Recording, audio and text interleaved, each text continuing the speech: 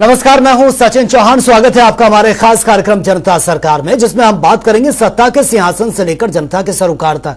साथ ही हम आपको बताएंगे प्रदेश सरकार के उस योजना के बारे में जिसका सीधा संबंध हरियाणा की जनता से है। ये योजनाएं प्रदेश के विकास को नई गति प्रदान करेंगी और हरियाणा की जनता का चहुमुखी विकास भी करेगी, ताकि प्रदेश की जनता तरक्की की राह पर आगे बढ़े और हरियाणा प्रदेश निरंतर उन्नति की नई ऊंचाइयों को छूता व प्रगतिशील रहे। तो अगले 30 मिनट तक बने रहिए हमारे साथ और देखते रहिए जनता सरकार।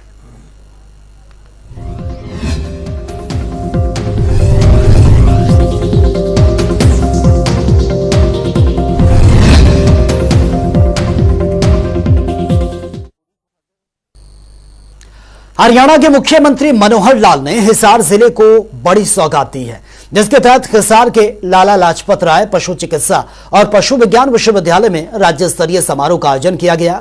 इस अवसर पर मुख्यमंत्री ने समारोह में वीडियो कॉन्फ्रेंसिंग के जरिए 2024 करोड़ रुपए की 153 परियोजनाओं का उद्घाटन किया और शिलान्यास भी किया है। ये रिपोर्ट देख लेते हैं।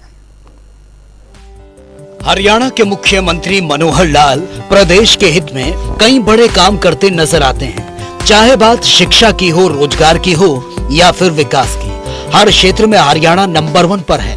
इसी के साथ मुख्यमंत्री ने प्रदेश का एक समान विकास सुनिश्चित करने की अपनी प्रतिबद्धता को दोहराते हुए एक बार फिर से प्रदेशवासियों को विकास परियोजनाओं की सौगात दी है। समारोह में मुख्यमंत्री मनोहर लाल ने लाजपत राय पशु चिकित्सा एवं पशु विज्ञान विश्वविद्यालय में प्रशासनिक भवन के साथ साथ पशु नस्ल सुधार के लिए एम्ब्रायो ट्रांसप्लांट लैब का भी उद्घाटन किया है। जैसा बताया गया कि यहाँ लुवास यूनिवर्सिटी, इसका जो एक प्रशासनिक भवन, वाइस चांसलर का प्रशासनिक भवन है, उसका उद्घाटन हुआ और साथ ही पशु नस्ल सुधार के नाते से ये जो एम्ब्रियो ट्रांसप्लांट की जो लैब है, उसका भी उद्घाटन किया गया। इस अवसर पर मैं यहाँ के सभी वैज्ञानिकगण, सभी प्राध्यापक, सभी विद्यार्थीगण, इनको विशेष बधाई और शुभकामना देता हूं कि अपनी यात्रा में ये बहुत आगे बढ़ रहे हैं। हरियाणा चूंकि कृषि प्रधान प्रदेश है, तो यहाँ के किसान की, कृषक की आय बढ़ाने के लिए खेती के साथ साथ जो अन्य एलाइड सर्विसेज हैं, अन्य जो सहायक ऐसे व्यवसाय हैं, उनको आगे बढ़ाने के लिए भी बहुत काम किया जा रहा है। इस अवसर पर यहाँ के सभी संबंधित लोगों को बहुत बहुत बधाई। मुख्यमंत्री मनोहर लाल ने बताया कि किसी भी प्रदेश और देश की अर्थव्यवस्था इंफ्रास्ट्रक्चर पर निर्भर होती है और हमारी सरकार लगातार प्रदेश में इंफ्रास्ट्रक्चर को मजबूत कर रही है। मैं पुनः आज के इस शिलान्यास के कार्यक्रम के ऊपर आता हूं, जिसमें 76 योजनाएं ऐसी हैं जिनका शिलान्यास का कार्यक्रम हुआ। 1338 करोड़ रुपए की उनकी लागत हुई है और ऐसे 76 परियोजनाओं का उद्घाटन भी हुआ है, जिसका 686 करोड़ रुपए का और उस पर लागत आई है। तो इन कार्यक्रमों के माध्यम से हम पूरे प्रदेश में एक ये संदेश देने में सफल हो रहे हैं कि विकास हमारे लिए बहुत महत्वपूर्ण चीज है। आज ऑनलाइन ये कार्यक्रम जो किया है, कोई पहली बार नहीं किया है। वास्तव में तो कोविड का समय एक ऐसा समय आया था जब ये नई राह कोविड ने हमको दिखा दी थी, क्योंकि इतने सारे प्रोजेक्ट स्वयं उपस्थित होकर के वहां उद्घाटन शिलान्यास करने का समय भी बहुत लगता है, साधन बहुत लगते हैं। तो हमने 2019 में पहली बार ये जो कार्यक्रम किया था उद्घाटन शिलान्यास का, जिसमें से 209 प्रोजेक्ट 4000 करोड़ रुपए के उसने में किए थे और लगातार ये 8वां कार्यक्रम हमारा है ऑनलाइन शिलान्यास उद्घाटन का। और अगर इन 8 कार्यक्रमों का मैं कुल संख्या आपको बताता हूं तो 7 कार्यक्रम पहले जो हुए, 1459 प्रोजेक्ट, जिनकी कुल राशि 15,091 करोड़, इतने बड़े कार्यक्रम हमने किए हैं, जिसमें आज 8वां कार्यक्रम और जुड़ गया है जो 2024 करोड़ रुपए का ये जुड़ा है। तो इस कारण से हम अपनी जो विकास की गति है उसको बराबर आगे बढ़ा पाए हैं। आज जिन 19 जिलों में इस उद्घाटन और शिलान्यास के कार्यक्रम हुए हैं, उसमें उल्लेख करना चाहूंगा गुरुग्राम, जहां आज 42 प्रोजेक्ट, सबसे बड़ी संख्या वहां हुई है, भले प्रोजेक्ट छोटे थे लेकिन सबसे बड़ी संख्या गुरुग्राम जिले की रही है। और राशि के नाते से फरीदाबाद 270 करोड़ रुपए, फतेहाबाद 268 करोड़ रुपए, हिसार 156 करोड़ रुपए, तो उल्लेखनीय जिलों में इनकी जो गिनती है वो सब होती है। मुख्यमंत्री मनोहर लाल ने बताया कि हमारी सरकार भौतिक विकास के साथ साथ सांस्कृतिक और सामाजिक विकास पर भी बहुत ध्यान दे रही है। जैसा हम जानते हैं कि इंफ्रास्ट्रक्चर एक ऐसा माध्यम है जिसके कारण से किसी भी प्रदेश अथवा देश की जो अर्थव्यवस्था है वो उसके ऊपर निर्भर होती है। अमेरिकन लोगों का यह मानना है कि हमारे देश में जो इंफ्रास्ट्रक्चर है, कुछ लोग तो ये सोचते हैं कि वो धनी देश है, अमीर देश है, इसलिए वहां का इंफ्रास्ट्रक्चर शायद मजबूत है, लेकिन अमेरिका के लोग कहते हैं हमने पहले इंफ्रास्ट्रक्चर पर ध्यान दिया, हमारा इंफ्रास्ट्रक्चर मजबूत है इसलिए हमारी अर्थव्यवस्था अच्छी है। तो वैसे तो एक दूसरे के साथ जुड़ी हुई चीजें हैं, लेकिन फिर भी जितना इंफ्रास्ट्रक्चर अच्छा होगा उसमें से दीर्घ काल तक आर्थिक व्यवस्था उस देश और प्रदेश की अच्छी बनती है। तो आज हरियाणा के नाते से हम ये कह सकते हैं कि हमारा जो भौतिक विकास है इसमें हमारी प्रगति और समृद्धि जो लगातार हो रही है वो इसी के कारण से हो रही है। हमने जहां भौतिक विकास है उसके साथ साथ अपने सांस्कृतिक और सामाजिक विकास पर भी बहुत ध्यान दिया है। समारोह में मुख्यमंत्री मनोहर लाल ने बताया कि राम मंदिर प्राण प्रतिष्ठा से पहले प्रधानमंत्री नरेंद्र मोदी ने 11 दिन का उपवास किया। उनके तपोबल से ये कार्य संभव हो पाया। 22 जनवरी के दिन से एक नए युग की शुरुआत हुई। इसी के साथ मुख्यमंत्री मनोहर लाल ने बताया कि साल 2014 में हमने हरियाणा एक हरियाणवी एक के नाते से एक समान विकास सुनिश्चित करने का संकल्प लिया। किसी भी विशेष जिले या इलाके की बजाय हर क्षेत्र में विकास के काम करवाए। पूरे प्रदेश का एक समान विकास 2014 में सत्ता संभालने से पहले ही हमने कहा था, हरियाणा एक हरियाणवी एक। कभी हमने इस प्रकार का कभी दुविधा नहीं मन में आई है कि किसी विशेष जिले का, किसी विशेष इलाके का विकास ज्यादा होना चाहिए, चाहे वो नूंह जिला हो, सिरसा जिला हो अथवा पंचकुला जिला हो, फरीदाबाद गुरुग्राम हो, करनाल हो, रोहतक हो, भिवानी हो, हिसार हो, कोई भी जिला, इन सब जिलों में जहां जितनी आवश्यकता वहां से आई है, वहां की डिमांड्स आई हैं अथवा डिमांड नहीं भी आती है, तो मैपिंग के आधार पर जहां जिस चीज की आवश्यकता है हम अपने आप उन कामों को कराने के लिए आगे बढ़ते हैं। अभी पिछले दिनों में हमने शिक्षा विभाग के जो विद्यालय हैं, महाविद्यालय हैं, जहां जहां आवश्यकता लगी 20 किलोमीटर दायरे के अंदर एक कॉलेज जरूर होना चाहिए, हमने बिना किसी की डिमांड के भी ऐसे लगभग 70 कॉलेज पिछले वर्षों में खोले हैं और उसमें भी महिला शिक्षा, इसके ऊपर ज्यादा ध्यान दिया है।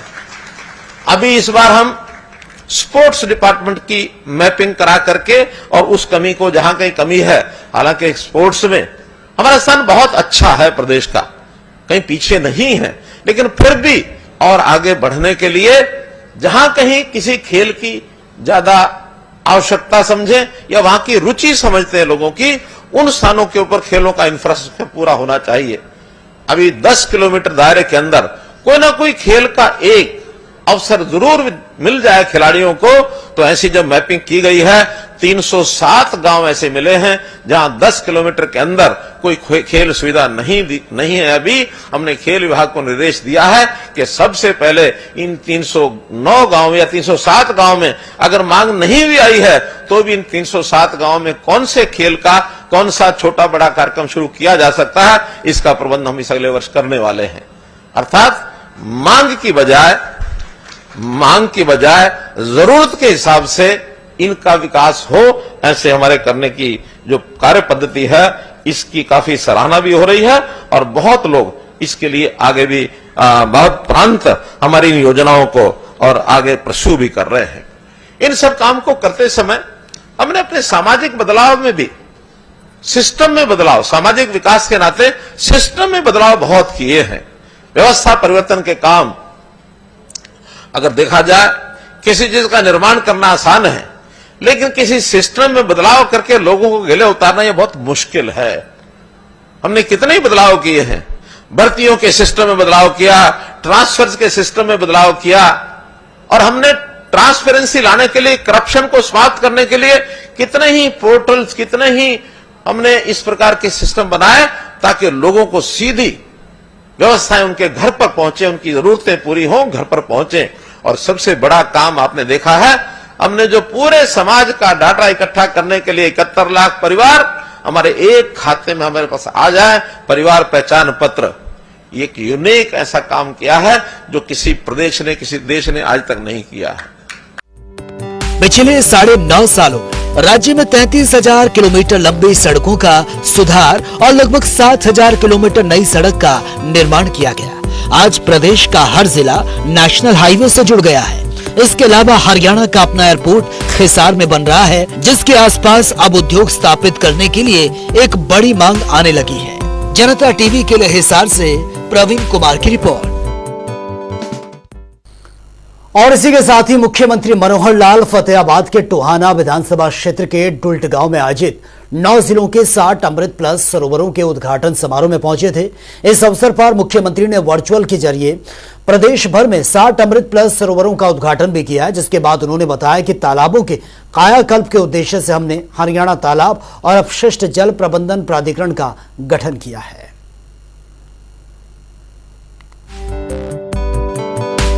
हरियाणा के मुख्यमंत्री मनोहर लाल ने बुधवार को जिला फतेहाबाद के टोहाना विधानसभा क्षेत्र के डुल्ट गांव वो पहुंचे, जहां पर मुख्यमंत्री ने 9 जिलों के 60 अमृत प्लस सरोवरों के उद्घाटन समारोह में शिरकत की।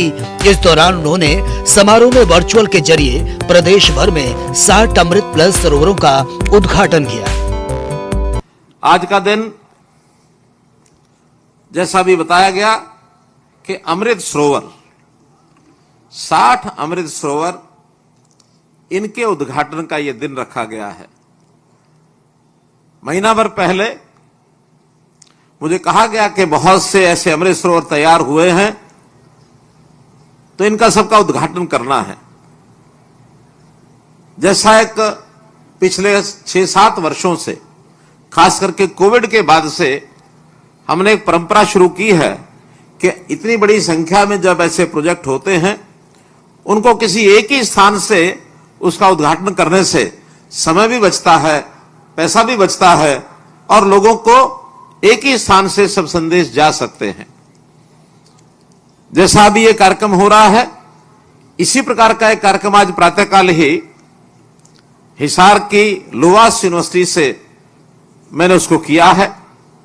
वहां भी ये जो विभाग है अमृत सरोवर वाला, इसको छोड़ करके बाकी सब विभागों के 152 प्रोजेक्ट जिनका शिलान्यास उद्घाटन हुआ। और संयोग ऐसा है कि आज जैसा 24 जनवरी है, साल 2024 है, और जो मैंने प्रातःकाल 152 प्रोजेक्ट के शिलान्यास उद्घाटन किए, बाद में जब हिसाब किताब लगाया, उसकी कुल राशि जो बनती है वो 2024 करोड़ रुपए बनी है। क्या संयोग था आज। तो इस प्रकार एक ही दिन में इतने बड़े प्रोजेक्ट जनता को समर्पित करते हुए मुझे तो खुशी हो ही रही है। हरियाणा की जनता को इस अवसर पर मैं बहुत बहुत बधाई और बहुत बहुत शुभकामना देता हूं। इस दौरान मुख्यमंत्री मनोहर लाल ने कहा कि प्रधानमंत्री नरेंद्र मोदी ने देश के तालाबों की कायाकल्प करने के लिए साल 2022 में अमृत सरोवर मिशन की शुरुआत की। इस मिशन के तहत हरियाणा में 1 मई साल 2002 से हर जिले में 75 तालाब के अनुसार 1650 तालाबों का जीर्णोद्धार कर अमृत सरोवर बनाने का लक्ष्य निर्धारित किया गया। मुख्यमंत्री ने बताया कि हरियाणा में तालाबों के कायाकल्प के उद्देश्य से हमने हरियाणा तालाब और अपशिष्ट जल प्रबंधन प्राधिकरण का गठन किया और प्राधिकरण को प्रदेश में उपलब्ध तालाबों का सर्वे करने के निर्देश दिए।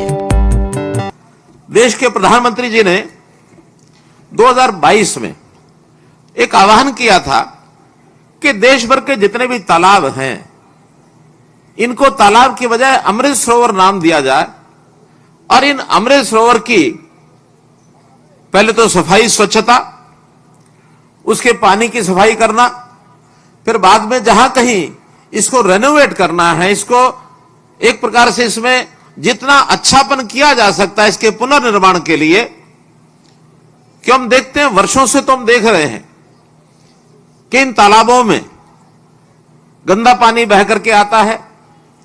हमारे अपने घरों से बरसात का पानी भी होता है, घरों का पानी भी होता है, और कहीं कहीं तो मैंने शहरों में तालाब देखे हैं वहां सीवरेज का पानी भी डाल देते हैं। इन तालाबों को पॉल्यूटेड होते हुए, इनको प्रदूषित होते हुए ये पिछले कुछ वर्षों से देखा है। मैं अपना बचपन याद करता हूं। महम चौबीसी का निंदाड़ा गांव जहां मेरा जन्म हुआ, हम छोटे छोटे होते थे तो तालाब पर जाकर के स्नान किया करते थे। दौड़ करके बुर्जीज पर छलांग लगा करके तालाब में जाते थे, तैरते थे, खूब आनंद लेते थे। आज वही तालाब इतने दूषित हो गए हैं कि हमारे पशु भी वहां पानी पीना पसंद नहीं करते हैं। तो एक इस प्रकार की दुर्लभ, एक दूभर समस्या, इसको हल करने के लिए देश के प्रधानमंत्री जी ने आह्वान किया। 22 अप्रैल को 2022 को उन्होंने आह्वान किया था। हमने उसी महीने के अंदर अंदर 1 मई 2022 को उसको फॉलो करते हुए प्रत्येक जिले में 75 तालाब को अमृत सरोवर के रूप में बदल करके इसको ठीक किया जाए। 1650 तालाब का हमने उस समय टारगेट लिया था। मुझे खुशी हुई आपको बताते हुए कि आज वो काम 1650 के बजाय 2078 अमृत सरोवर बनाने की प्रक्रिया में हम आ गए हैं। हम अपने लक्ष्य को, टारगेट को पार कर लिए। हमने एक काम और हमने आगे किया कि हरियाणा में कुल मिलाकर के तालाबों की संख्या बहुत ज्यादा है, और कभी यहां तालाब हर प्रकार की व्यवस्था में काम आते थे। पशुओं की सिंचाई के काम, पशुओं के पीने के पानी के काम आते थे। घरों में भी पीने के अलावा बाकी सब काम हम तालाबों के पानी से करते थे, और सिंचाई के भी काम आते थे। एक समय तालाबों की भरमार थी। हमने इन सब तालाबों की व्यवस्था के लिए हरियाणा में एक पॉन्ड अथॉरिटी बनाई, तालाब प्राधिकरण, और तालाब प्राधिकरण के जिम्मे लगाया कि सर्वे करें। सर्वे करके पाया गया कि ग्रामीण क्षेत्र के अंदर कुल मिलाकर तालाबों की संख्या हमारी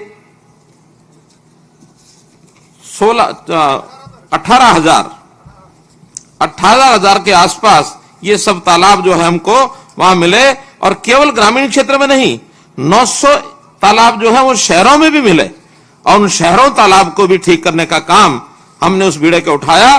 तो और कुल 19,649 तालाब, ये एक टारगेट रखा है, इनको हम ठीक करेंगे।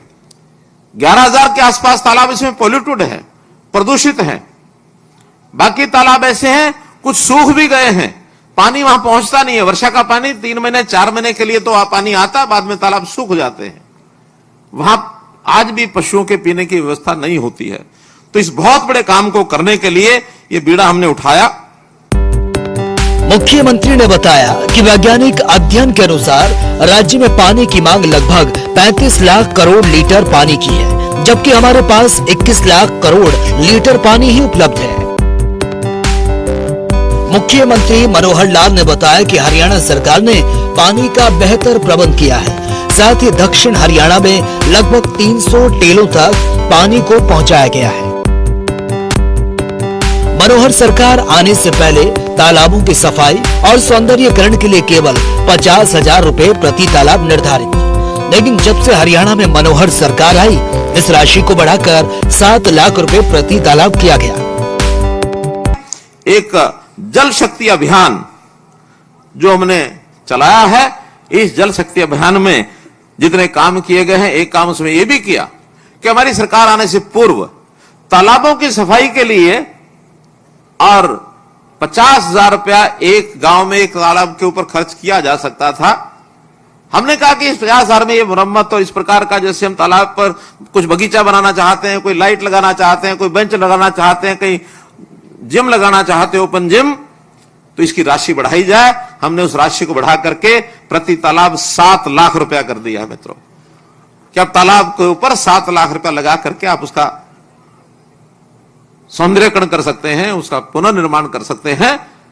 और उसमें ये जो तालाब मैंने 2048 बताए हैं, ये उसी का परिणाम है कि उन तालाबों पर काम शुरू हो गया है। 60 जो आज उद्घाटन किए गए हैं। एक और जो बड़ा विषय कि इन 60 में से आधे से ज्यादा 31 जो ऐसे सरोवर हैं वो केवल फतेहाबाद जिले में ही हम करा रहे हैं। साथ ही हरियाणा की मनोहर सरकार ने मेरा पानी मेरी विरासत योजना के तहत किसानों को प्रोत्साहित करने का भी काम किया। हमारा किसान भोला भाला किसान होता है, जिधर लग जाए फिर उसी तरह पिल पड़ता है।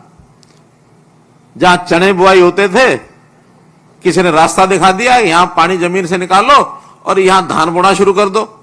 उसने पानी जमीन का निकाला, नहर का पानी मिला कि नहीं मिला, लेकिन जमीन के पानी से बिजली मुफ्त मिल गई, वहां धान बोना शुरू कर दिया और वहां जो रासायनिक खाद है वो डालने शुरू कर दिए। आमदन बढ़ गई, लेकिन हुआ क्या? दुष्परिणाम ये हुआ कि उस रासायनिक खाद के कारण से वो जो अपनी जमीन है वो खराब कर बैठा और खराब करने के बाद वही जमीन जहां चने अच्छे वाले होते थे उतने ही पैसे के होते थे जितने पैसे का धान होता है, लेकिन पानी और ये जो रासायनिक खाद के दुरुपयोग के बाद उस जमीन में आज जो है दलदल हो गई है, वाटर लॉगिंग हो गई है। अब वहां फसल का दाना ना चना होता, ना धान होता, ना गेहूं होता, कुछ नहीं होता। आज किसान पछता रहा है। सुबह ही मुझे हमारे डिप्टी कमिश्नर ने और हमारे दूढ़ाराम जी ने दोनों ने बताया कि भट्टू एरिया के बहुत गांव ऐसे हैं जहां पानी जो है वो वाटर लॉगिंग, पानी ऊपर रह गया, पानी नीचे जाता नहीं है। जाएगा कैसे? नीचे की जमीन उसको तो केमिकल खाद ने हार्ड कर दिया है, पक्की लेयर बन गई है। पानी जो पहले जमीन के अंदर रिस जाता था, आज पानी जाता नहीं है। इस अवसर पर सांसद सुनीता दुग्गल, विधायक दूढ़ाराम, जिला उपायुक्त अजय तोमर, गांव की सरपंच हरप्रीत कौर ढिल्लो, तमाम भारी संख्या में उपस्थित कई लोग मौजूद रहे। फतेहाबाद से जनता टीवी के लिए रमेश कुमार की रिपोर्ट। तो चलिए वक्त आ गया है आज के सवाल के विजेता का नाम जानने का।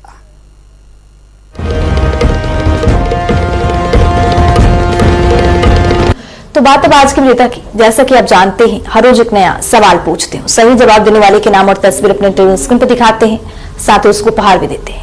तो चलिए जान लेते हैं कल का हमारा सवाल क्या था और कौन है इसका विजेता। कल का हमारा सवाल था, हरियाणा में सामाजिक सुरक्षा पेंशन योजना की शुरुआत कब की गई थी? इसका सही जवाब है डी, 23 अप्रैल 2018। ढेरों जवाब आए, लेकिन आज के हमारे विजेता हैं शीतल वर्मा सिरसा से। शीतल, आपको बहुत बहुत बधाई। तो फिर पूछेंगे आज का सवाल, देखते रहिए जनता टीवी।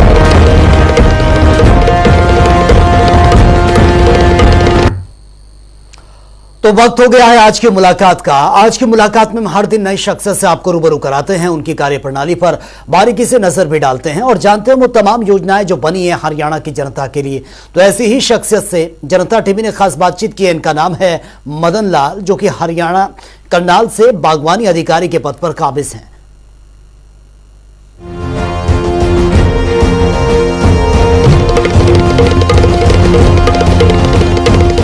बागवानी की तरफ किसानों का रुझान इसलिए बढ़ रहा है क्योंकि बागवानी फसलों में काफ़ी मुनाफा है और सरकार की तरफ से जितनी भी कंपोनेंट हैं जो बागवानी में आते हैं उनमें सब में सब्सिडी है। जैसे कोई बाग लगाए तो बाग के लिए सब्सिडी है, सब्जी लगाए सब्जी के लिए सब्सिडी है।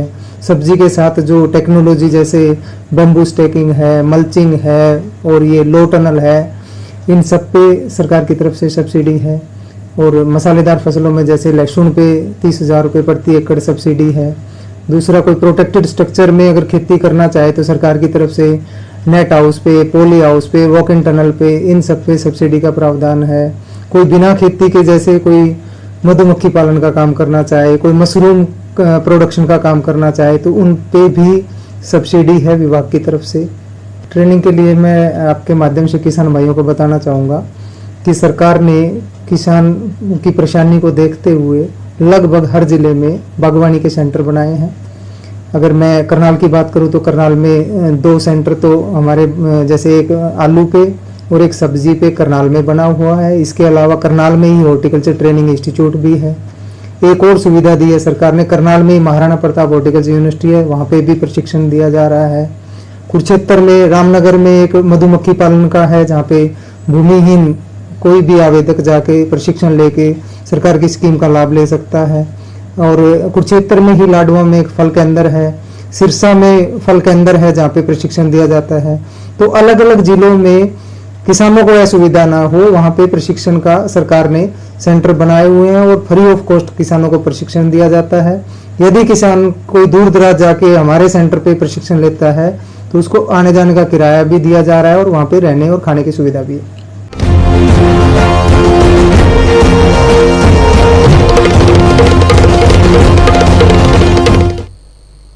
तो चलिए वक्त हो गया है आज के सवाल का और जान लेते हैं कि आज का सवाल क्या है।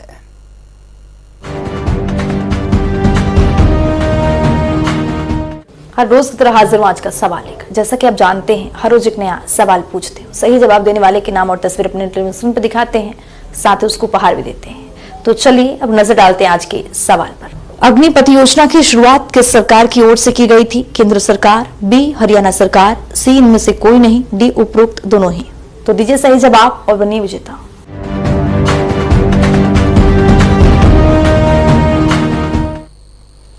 तो फिलहाल इस खास कार्यक्रम में इतना ही, लेकिन तमाम खबरों के लिए आप बने रहिए जनता टीवी के साथ। नमस्कार।